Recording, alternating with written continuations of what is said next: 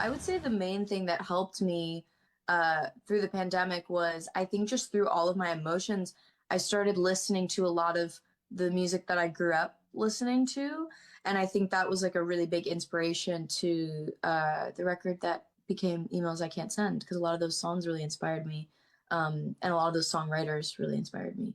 So for the emails I can't send, so those were all written during the pandemic or Yeah. worse. Okay. Yeah. I mean, some were a little after, or I guess, I don't know, are we still in it? I can't really tell. Sometimes I'm like, some of it was in the very beginning and some of it was in the middle. And, it just, now it feels like a blur because Yeah, now it's yeah. out. I'm like, I don't remember. It happened. That's all that matters. It was And, written. oh, okay. So when you were at home doing all of this, creating emails I can't send, I mean, how did you get on the inspiration? Was just one day you thought of something and you decided to write about it? Oh, it was definitely more of a subconscious process that I looked back on and kind of clicked together. I've always had trouble throughout the years naming albums. That's always been the hardest thing for me. It's never making the album as much as it is naming it, because I just think that a collection, like a body of work, is so hard to just slap a title on and have it mean everything you want it to mean. And so, especially for this chapter in my life, I was just like, I don't know. I mean, other than the fact that, all of these songs came from these like letters that I was writing to vent to myself in order to, heal and cope. But it was funny because once I wrote the actual song Emails I Can't Send, I knew immediately that's what I wanted to call it.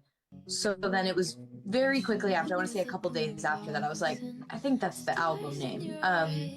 But yeah, I mean, it ended up just really working out. I think they're all things that I was very afraid to put out into the world, and but things that I think are really imperative for, growing up in order to like face yourself. You talked about being afraid or hesitant and whatnot.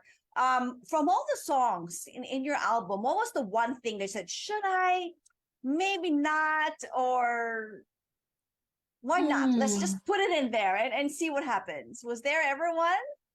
Well, funny enough, I think for me, that song, you would think that it's like one of the songs that's maybe a little bit more like forward and blunt, like a nonsense, Hmm. or because I like to boy. But for me, the song that was actually I was most nervous to put on the album was Nonsense. And I think it's really just because I wanted to make sure that it fit the tone of the rest of the album.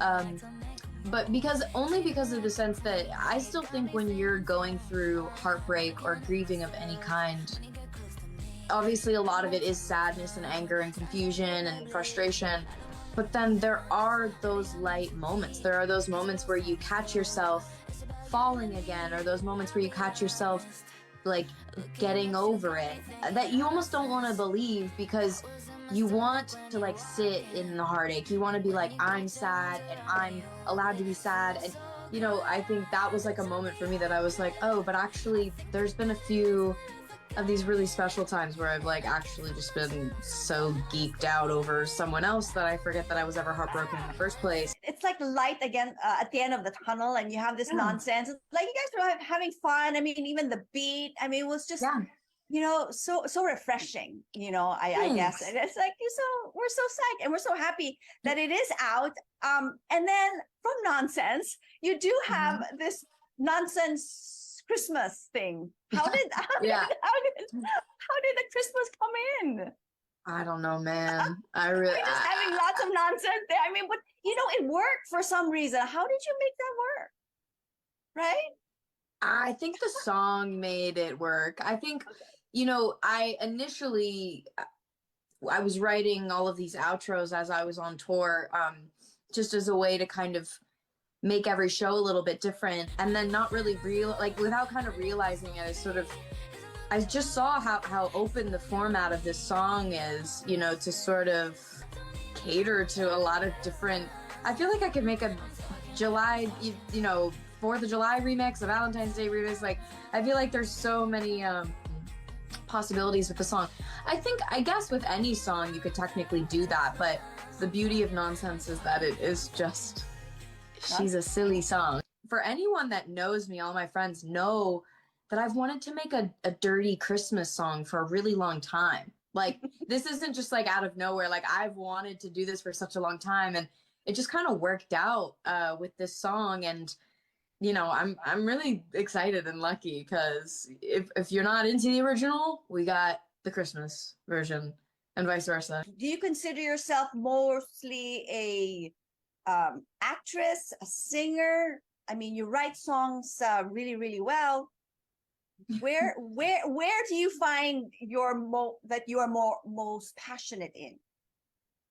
Oh, I mean, this is the question that I'll probably get asked for the rest of Millions. my life. Yeah. I don't think choosing has ever been my best trait, being decisive, which is maybe why I just do whatever I kind of my heart is calling me to. And I don't know. I feel like as long as there's stories in me, I'm gonna tell them. And however, like whatever that vessel is for me, I mean, music is just so personal. So I think it's hard not to be really closely connected to music when it's my stories.